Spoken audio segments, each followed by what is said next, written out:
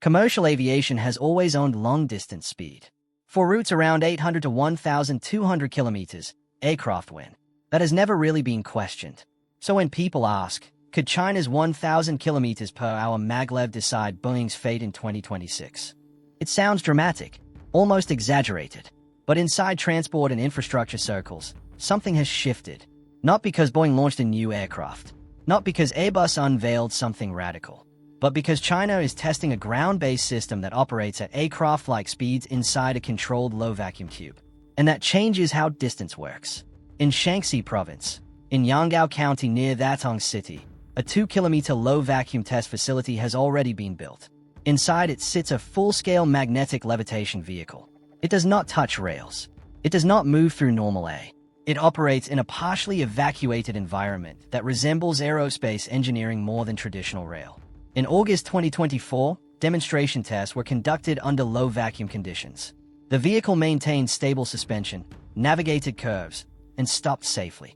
That is not a concept rendering. That is hardware. But here's what makes this story serious. There is not a single kilometer of commercial, passenger-carrying vacuum tube maglev track anywhere in the world.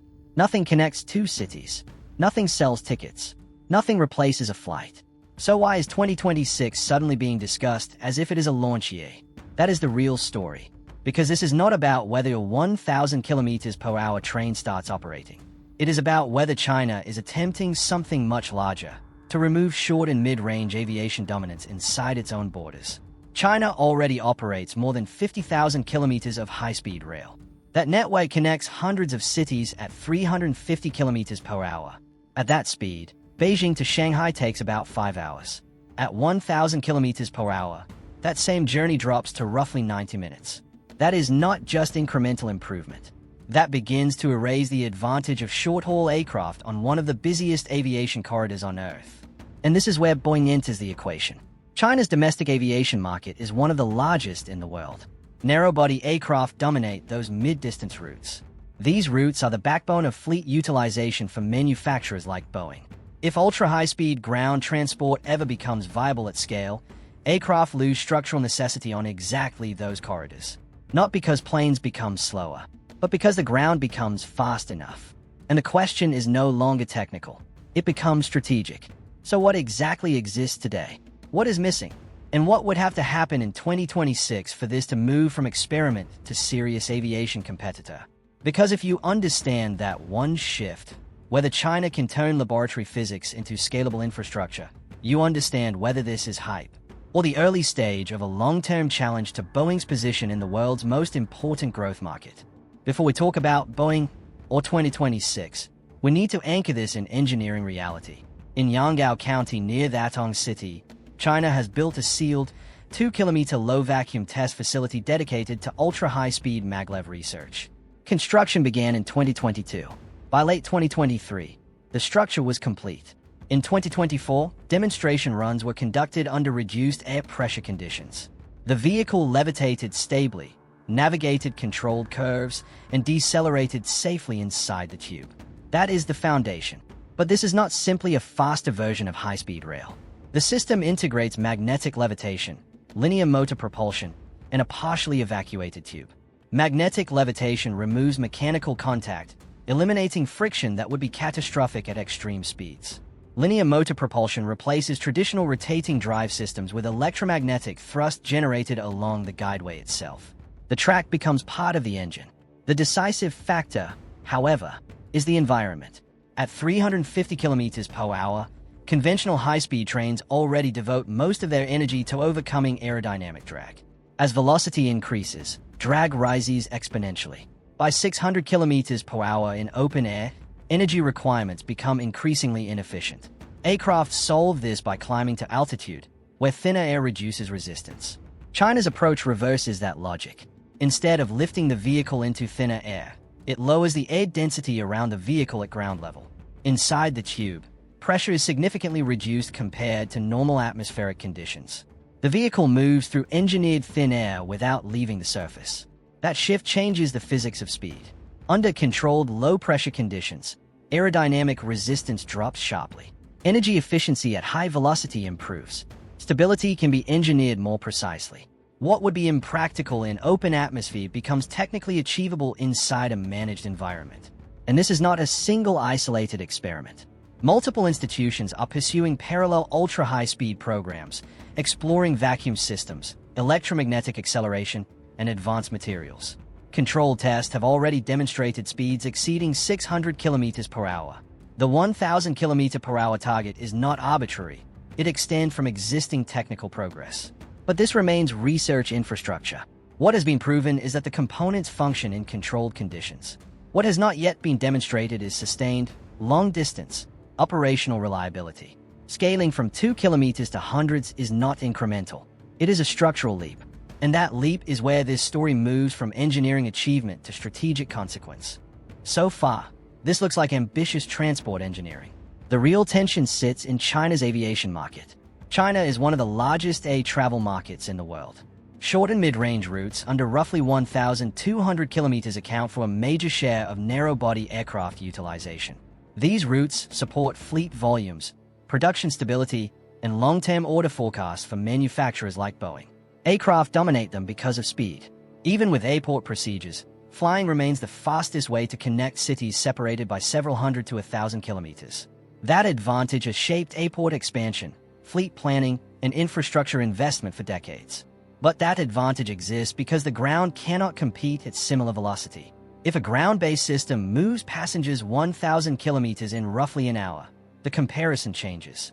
China's existing 350 km per hour high-speed rail already pressures aviation on corridors like Beijing to Shanghai.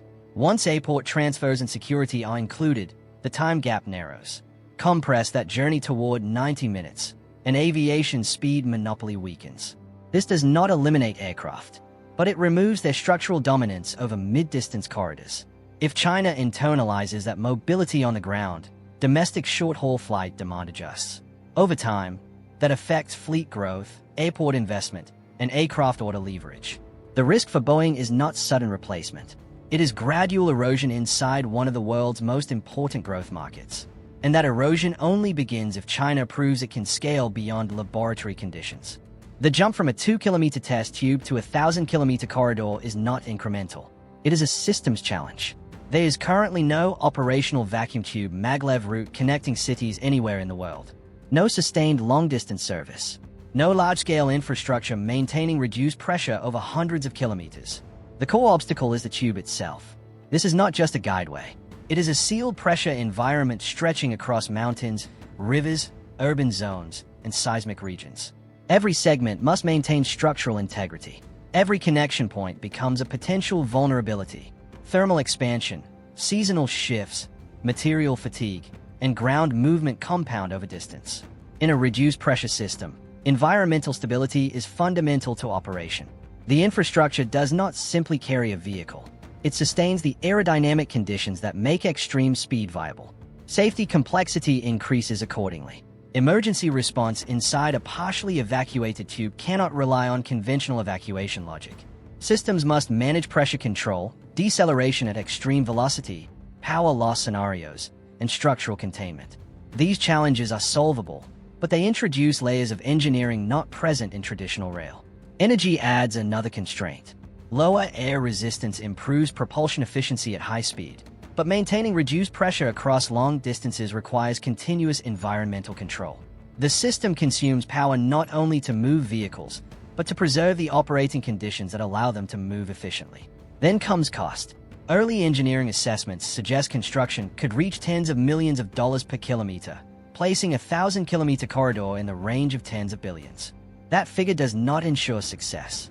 It ensures commitment. And this is where most transport revolutions slow down. Not at the prototype stage, at the infrastructure stage. So when 2026 is framed as a breakthrough year, the real question is not speed.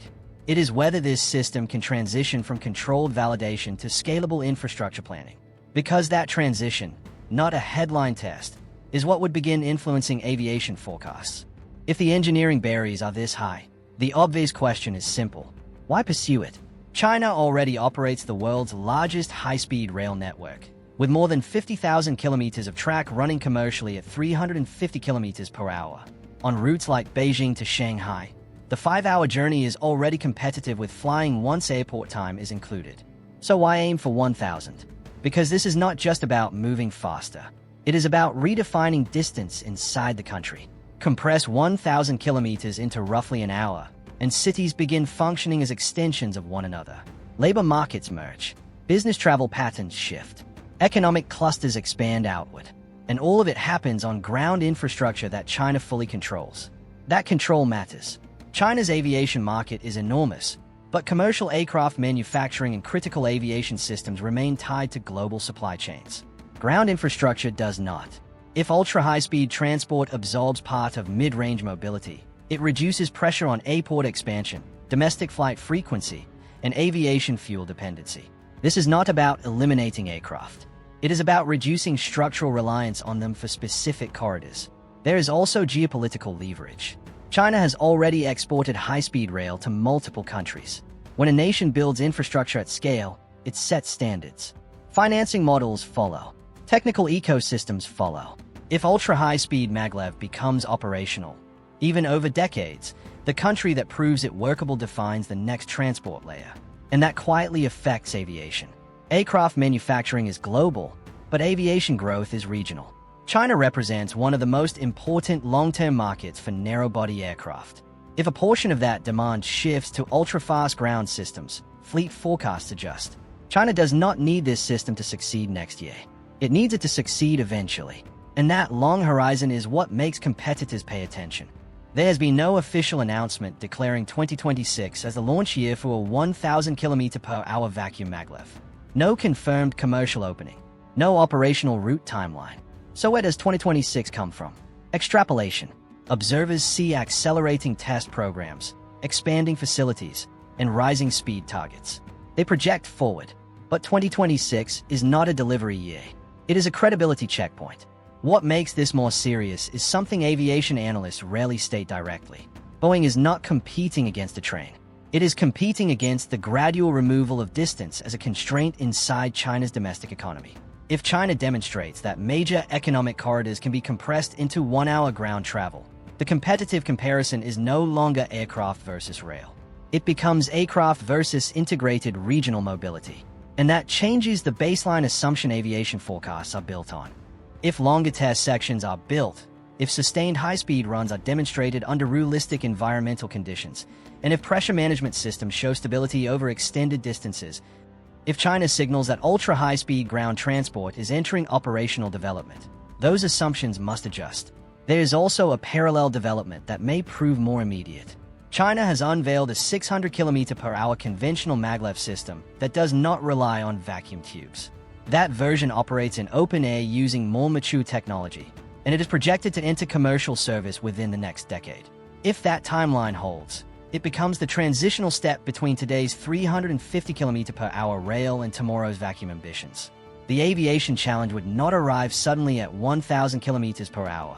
It would emerge gradually, first at 350, then at 600, then possibly beyond. So could China's 1,000 km/h Maglev decide Boeing's fate in 2026? Not in the dramatic way headlines suggest. There will be no single moment where aircraft become obsolete. No sudden collapse of aviation demand. The pressure, if it comes, will be structural. Aviation has rested on a simple assumption. For distances beyond a few hundred kilometers, aircraft are the fastest practical option. That assumption supports airport expansion, fleet replacement cycles, production planning, and long-term narrow-body forecasts. It fills narrow-body fleets and sustains production rates.